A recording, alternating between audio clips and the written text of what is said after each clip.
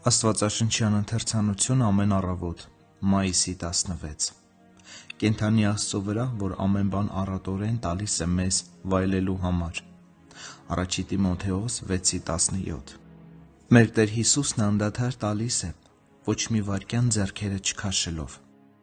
Եթե դեռ գեթ մեկ շնորհքի անոտ դեռ բերն է բերան լցված չէ, յուղիներ հոսքը դրա մեջ չի դադարի։ Նա անվերջ շողացող արև է,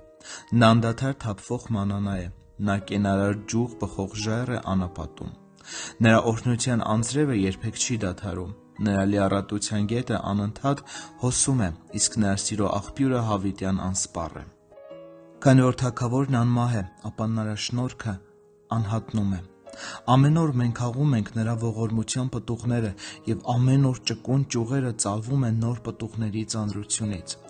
Նրա յուրաքանչյուր շաբաթը բաղկացած է 7 տոնական օրերից, իսկ դա նշանակում է, որ կյանքի ամեն տարվա ամեն օրը մեզ համար պատրաստված է տոնական սեղան։ Ով է նրա սեղանատունը լքել առանց օրհնությունների, ով է նրա սեղանից վեր կացել առանց հագենալու։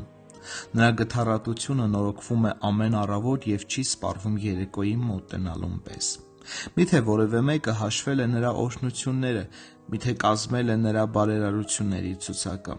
Ավազե ժամացույցում ընկած յուրաքանչյուր ավազահատիկը նախորդում է Աստծո համար ողորմությունները։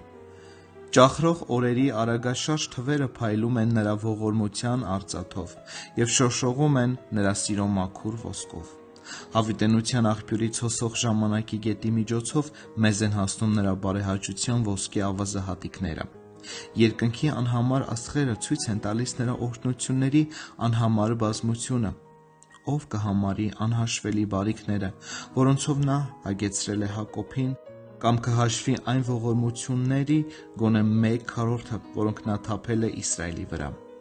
Ինչպես մեծարեմ նրան, ով ամեն օր հագեցնում է մեզ բարիքներով և պսակում է ողորմություններով և առանձնահատկությամբ։ Թող նրան ուղղված իմ փառաբանությունը լինի այնպես անդադար, ինչպես իր բարերարությունների լիառատությունն է։ Օ իմ դժբախտ լեզու, ինչպես ես համարձակվում լռել, արթնացիր ու փառաբանիր, որ ես անարգանք չդառնամ։